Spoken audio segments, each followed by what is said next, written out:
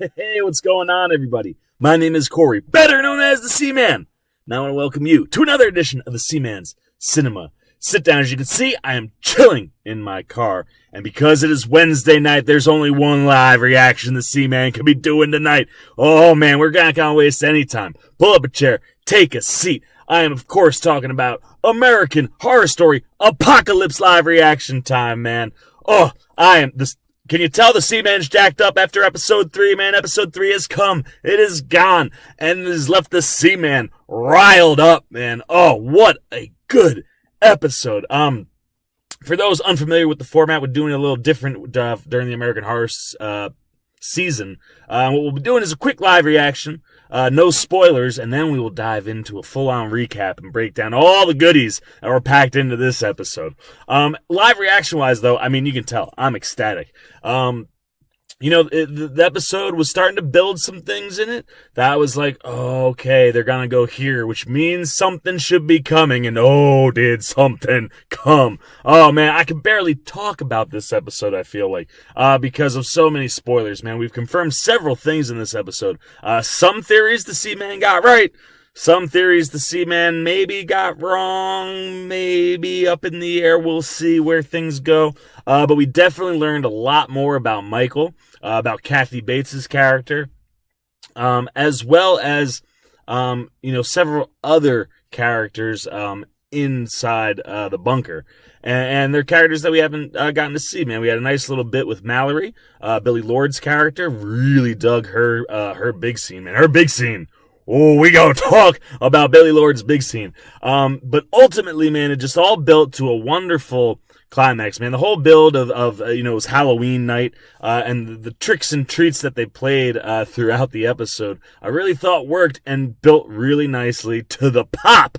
Oh, that you needed to get you geared up for the next part of this show. So that's it, man. That's all I'm gonna say about the episode. I thought it was phenomenal. I just love so many things it was doing. There was some really nice camera work too in this episode around the Billy Lord scenes. The Billy Lord scenes, man, they did some really cool camera stuff that I dug. I just dug this episode overall, man. This is the episode now that's really gotten me psyched. You gotta capitalize on that in episode 4, man. And I certainly feel like this season will keep matching the expectations because it is building really, really good. All right, man. Live reaction's over. If you have not watched the episode, now is your chance to get out of here, man. Go, run, hide, cover your ears, close your eyes. Get out of Dodge, man, because we are about to recap this whole episode and dive into all the spoilers, and there are some big ones. So you ready? 3, 2, you better get out, man. You ain't gotta go home, but you got to get out of here if you haven't watched the episode. 1, it is spoiler time, man. Recap time on episode 3, Forbidden Fruit. Oh, man, I tell you, the episode matched the title, and everything in this episode was really working. So let's just run through, the episode in general. As we start out, man, Michael's doing more of his interviews, and we're slowly starting to learn more about certain characters, that we haven't gotten to spend a lot of time with. But the first real big thing that we see, from Michael, is when he's talking, he starts talking about how he wants to get rid of the 10 Commandments and that people, that would hesitate. He doesn't want people that would hesitate to eat the forbidden fruit. He doesn't want them to just eat the fruit, man. Right? The line is like, I want them to cut down the tree and use it for firewood. So more things early on in this episode starting to point to the fact that Michael is the Antichrist. If you didn't know that, and you haven't been following along with the Seaman telling you every episode that Michael is the Antichrist, this episode starts right here real strong, in ways where you're like, okay, man, we are definitely going to find out exactly who Michael is, like, in the show. They're gonna kind of tell us. And they don't say it point blank, but lots of things with Michael this episode. We get to see those 2 quick little flash scenes we got in episode 2, that kind of look like visions of Michael, covered in blood. We get to see the full scene, man. He's actually cutting himself, man. He slices his arms open, like top to bottom. And he's essentially calling out to his father. So now his father technically would be Tate Langdon. However, at the end of what he is doing, he goes Ave Satanas. And because I'm a good Christian boy, and I know Ave Maria means Hail Mary, Ave Satanas obviously means Hail Satan, and Satan is who he is calling father. So we can absolutely confirm that Michael is who we all knew he was. But what I liked is as he was going through, and he's having this conversation with someone you don't expect, man. He's talking to Mallory, and the Mallory questions really start to kind of pique your interest a lot. Specifically her and Dina. Dina kind of has a back and forth with Michael where they seem to know each other from the past. And when Michael goes to take notes or leave a message for the cooperative about what he's finding, he goes, I found another one. So very clearly we know Dina. Right away I was like, Dina, man, that means she must be like, if it's one of them, I immediately started to think witch, but not right away with Dina. I started thinking witches with Mallory, because as Michael's talking to her, he basically says, I can dig into your deepest, darkest secrets and pull them from you. And he's trying to get her to tell him who she is. And she won't. And this is where the camera did some really awesome cuts, man. Like, you go close, then back up far away, slightly turn. These really cool jumps as Michael's talking, really eerie and creepy. And it really, really worked setting-wise. And it built nicely as Michael's kind of really pushing Mallory, and she screams. And, like, it's like a blast, man. Michael goes flying, like, all of the light in the room goes out, and all of a sudden, like, Michael gets right up in her face, and his face changes, man. We see it kind of get, like, wrinkly and kind of aged more. Definitely way older than he looks. But he doesn't look, like, decrepit either. It was a really interesting makeup effect. But right away, I was like, boom, here we go. We're revealing that Michael is something more than what he is led on to believe in the show. As we all know, he's the Antichrist. But Mallory screams, man, like an explosion happens, which is wild. But when he does that kind of fly forward at her, you don't pick up on it in that scene, but they go back later with Mallory, and you actually hear him say that it must have been something he was projecting inside her head, because he doesn't say anything in the actual scene. But later on, as Mallory's kind of thinking about things, that comes across, and you hear him say, "Let me go." So clearly she had some kind of a hold on him. And right away, I was like, oh, Mallory must be a witch. Here we go. We're finally getting our Coven tie-in. So I was really digging the stuff with Mallory. And actually, all the stuff with Mallory was really cool. Obviously with flames, I immediately was thinking Phoenix, just naturally. And then they kind of closed in on a fire pit, and all the coals are in a giant X. I'm just chuckling to myself because I'm a comic book nerd. I'm like, oh man, like that's an X. I literally was just thinking Phoenix. And then Mallory tells Coco and everybody like what she experienced.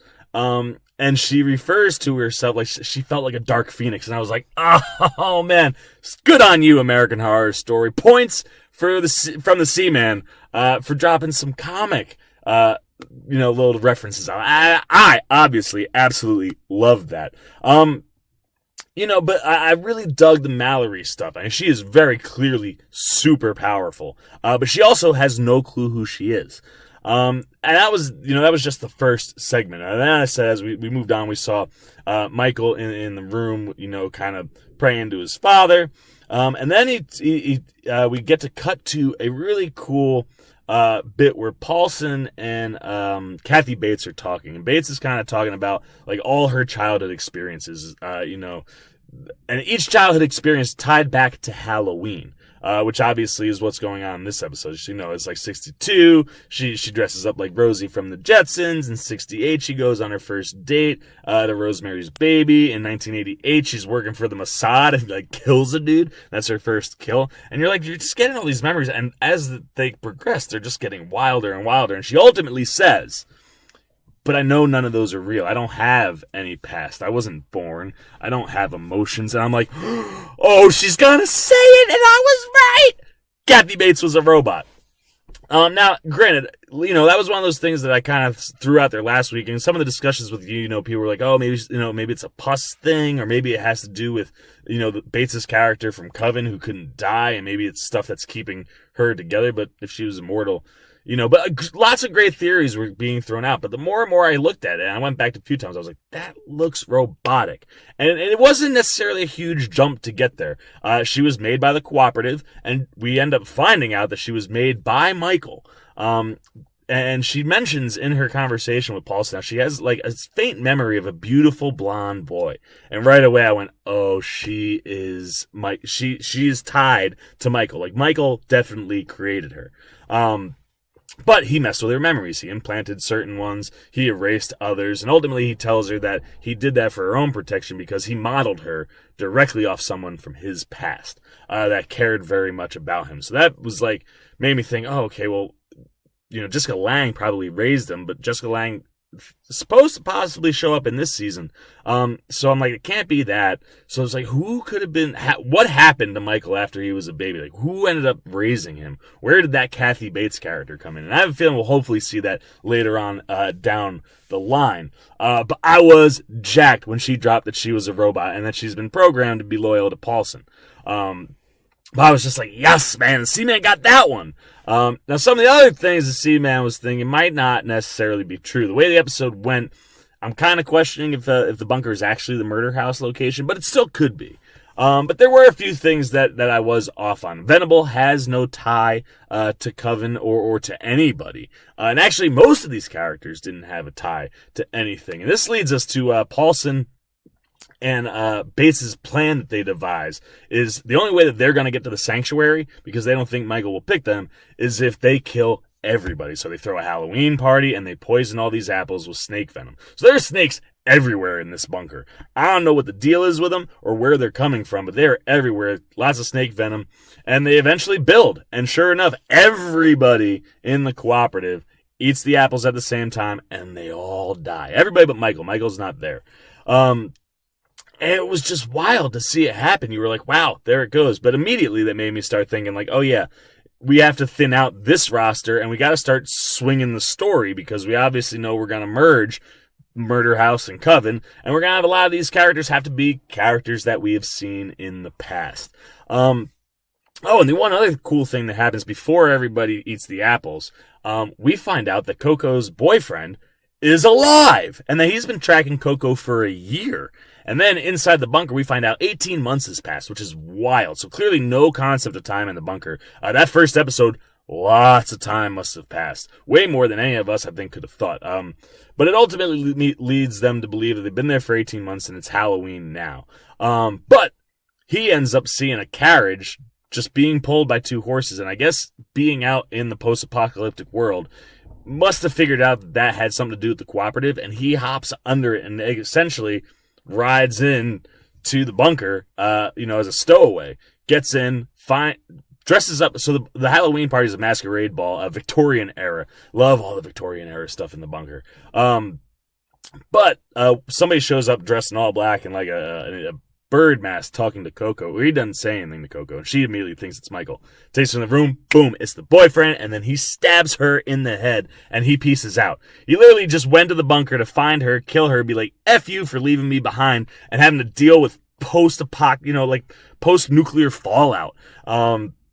It was great, but then he gets out of Dodge, so he doesn't die. So the boyfriend's somewhere out in nuclear fallout world. But everybody else in the bunker besides Michael, gone. And that's when Venable and Bates move in to go for the kill. And Venable starts kind of talking, and Michael's like, you did. I'm impressed. I didn't think you'd do it. You were perfect for the sanctuary. And then Venable is like, Mead? And you're like, what are you doing, Venable? You were home free. That's what Michael was looking for you to do. But even that seemed too easy. And sure enough, Mead pulls out, the gun, points it at Michael. Michael just looks at her. She turns it, boom, blows away Venable. And that is when we really find out that Michael is the one who had her created specifically, and with his mind, he can tell Bates to do things. So everybody gets wiped out, and then Bates and Michael piece and head back, you're assuming, to the sanctuary. And that's when we see, the camera kind of fly through some fog and a giant gate open and three shadowy figures emerge. Oh, yes, baby. The Coven girls are back. Oh, man. So, like I said, you had to wipe out a lot of this cast, specifically Venable, because she was coming back as Cordelia Fox. So we see Venable, not Venable. We see Sarah Paulson, who's no longer Venable, but is actually Cordelia Fox again. We also see Emma Roberts, returning as Madison Montgomery, and Frances Conroy as Myrtle Snow. Oh, just seeing them, I got excited. But then they walk into the bunker and they go find our girls. And then I was like, boom, I knew it. Dina and Mallory are gonna be witches, and then all of a sudden, it's 3. Coco, also a witch. Go figure. Paulson breathes life back into him, and that's basically, right about where we end for the week. Wow. I tell you, man, we've been trying to figure out ties, man, and I've been pulling loosely on Murder House ties and Coven, and, we've seen some Murder House stuff, so it's been easier to tie there, but I'm really pulling and reaching for Coven stuff. No longer. The wait's over. They're there, and our tie were the 3 women, Dina, Coco, and Mallory, all witches. And clearly, Mallory must be super powerful, but it looks like Venable had all of their memories kind of wiped to some degree, or implanted with some, so that they wouldn't know who they were. At least not for this. You got to figure out that they probably must have implanted them almost like embedded, soldiers, to try to get him. I'm assuming to get information on Michael, because very clearly Michael's saying that he had found another one. When he was on the phone earlier in the episode. There's a clash going on between Michael and the witches. But, oh, man, I was super pumped, man. I was disappointed that I was completely off of Venable. I really liked the tapping of the cane. I thought that was going to be a thing. But I think ultimately it was just supposed to try to I think it was there to make you think that stuff, so that you could prep yourself for when they finally did kind of show up. And boom, there they are. So I'm jacked, man. I'm really psyched to see where we go next week. I can't wait to see Cordelia Fox. She looks like she is in full Supreme form. So I am really, really pumped about that. So that's it, man. That is the recap of episode 3, Forbidden Fruit of American Horror Story Apocalypse. Man, we got some big reveals tonight. Like I said, confirmed a couple things. I'm proud of myself for getting the robot thing. I was really jacked about that. Hey man, that's all I've got to say about the episode. Now it is all your turns. Please hit those comments down below like you've been doing every week, man. Tell me your thoughts, the theories that you're throwing out there. If you've got spoilers about the episode, just mark those in case someone hasn't seen the episode, because this was a big spoiler one for sure. But let me know all the things you're thinking, man. Were you jacked up after this episode? Were you pumped to see the Coven sisters back on screen together? Were you lukewarm with their entrance? I thought it was pretty awesome. Not that they did much, but just the entrance when they walked in. The camera was just good. Hit all those things down in the comments. As always, if you enjoyed this video, please give me a thumbs up. And if you're new here, or you haven't already, hit that subscribe button and the little bell so you get alerts every time I make a new video, man. Keep up everything up to date on all the American Horror Story stuff, man. You gotta subscribe. So hit that button, man. Put a smile on C-Man's face. But the C-Man Cinema Sit-Down, 3rd week down for American Horror Story Apocalypse. Can't wait to see what happens in week 4 next week. I am the C-Man. I am signing off. Peace! You wanna do more with the C-Man? You can see this video or this one. And don't forget subscribing over here.